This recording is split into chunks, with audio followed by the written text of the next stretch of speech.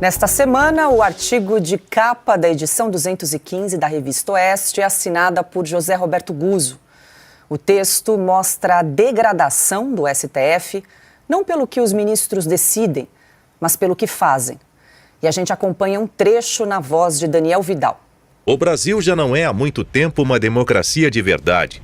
Transformou-se em mais uma republiqueta primitiva de terceiro mundo, onde quem manda é a junta de governo formada pelo sistema Lula e pelos próprios ministros do STF. Tanto faz, quando fica assim, a realidade. No caso das desculpas que o Supremo apresenta para o escândalo permanente que criou em torno de si, os fatos transformam a verdade oficial em substrato de farinha de rosca. A degradação do STF não se deve ao teor jurídico das sentenças que assina, e sim aos atos que os ministros praticam em público. O veneno não é o que decidem, é o que fazem. Aí não tem hermenêutica nem propedêutica. O que conta mesmo é a capacidade de enxergar o que é certo e o que é errado, segundo a moral acessível a todo ser humano, e fazer o certo. Os ministros fazem o errado. E hoje, sexta-feira, Branca Nunes, nossa diretora de redação, conosco aqui no estúdio de Oeste Sem Filtro. Muito boa noite, Branca. Seja bem-vinda. O que mais temos nessa semana? Quais são os destaques dessa edição, Branca? Boa noite, Paula, Piotto, Ana, Alexandre, Cauti e a você que nos acompanha. Então, o texto do Guzzo, ele chama atenção, Paula, para uma coisa que vale a pena o brasileiro perceber. É o quê? O brasileiro está se acostumando com naturalidade a coisas que são consideradas absurdas em qualquer país minimamente civilizado. O Guzzo cita, entre outras coisas, o fato de 3 ministros do STF terem ido para Londres falar em português para uma plateia de brasileiros e com um dinheiro de empresas, soube-se depois, que tem casos sob julgamento do tribunal.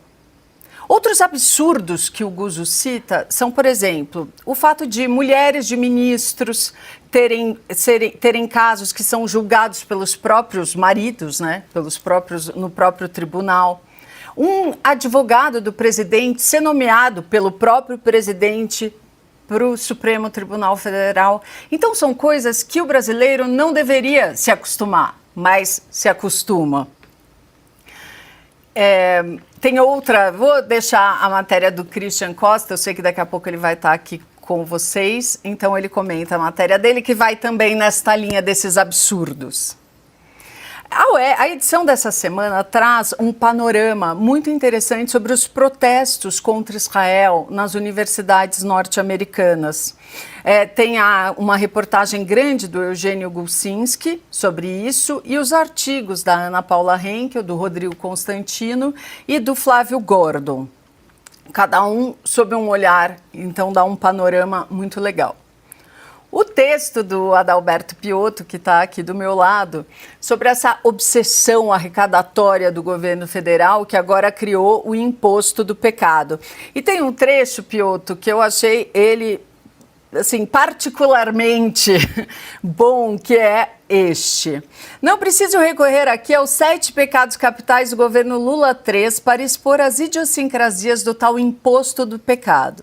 Seja pela avareza governamental de querer resolver somente as suas contas, a gula de se apropriar das riquezas da sociedade, a inveja e a ira que demonstra ter de governos que fizeram diferente e deram certo, a luxúria das viagens do primeiro casal presidencial, a preguiça intelectual de seus ministros ou a soberba de impor modelos ultrapassados de gestão, como a retomada do mais Brasília e menos Brasil.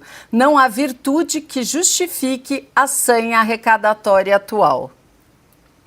E, para encerrar, eu vou citar a reportagem do Anderson Scardoelli, que ele conta como o algodão brasileiro, 2 empresas, as maiores produtoras de algodão nacionais, as maiores exportadoras, desculpe, elas foram acusadas por uma ONG do Reino Unido de cometer crimes ambientais.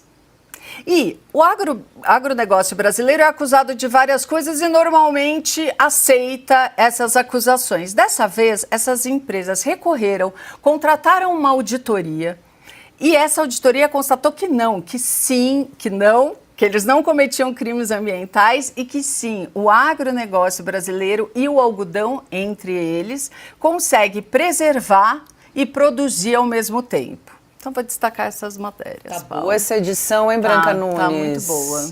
Já tem programação aí para o final de semana. Eu começo na sexta, termino no domingo aqui fazendo Mas é a importante leitura da notar essa revista. reação das empresas, porque isso virou quase que uma rotina, culpar qualquer coisa ligada ao agronegócio brasileiro.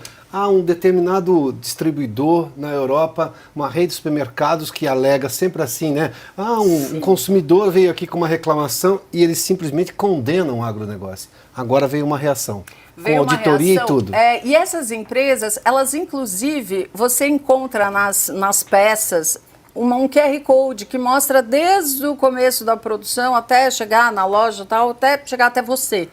Então, é muito boa essa reação, porque é preciso mostrar. Seguramente. É preciso mostrar que o agronegócio brasileiro conseguiu o que todo agronegócio quer, do mundo inteiro, que Sem é dúvida. produzir e preservar. Sem dúvida, é sempre muito bom tê-la conosco das sextas-feiras, Branca, porque a gente integra aqui, né? A Revista Oeste é uma coisa só, é o Oeste Sem Filtro, nossa revista digital, é a redação que trabalha 7 dias por semana, 24 horas por dia para trazer informação para você. Então é importante que quem nos acompanha aqui, o nosso público de Oeste Sem Filtro, entenda que somos uma grande empresa trazendo muita informação, jornalismo independente, seja com a nossa revista digital, que vai ao ar sempre às sextas-feiras. Na quinta, já no Estúdio Oeste, a gente traz uma degustação. Na sexta, a Branca vem fazer uma visita aqui pra gente, trazendo alguns destaques. E ao longo da semana, o nosso site que não para. Então é bom, né? Porque quem gosta do Oeste Sem Filtro tem a revista tem o site, tem os outros programas, tem um monte de coisa aí para você se divertir.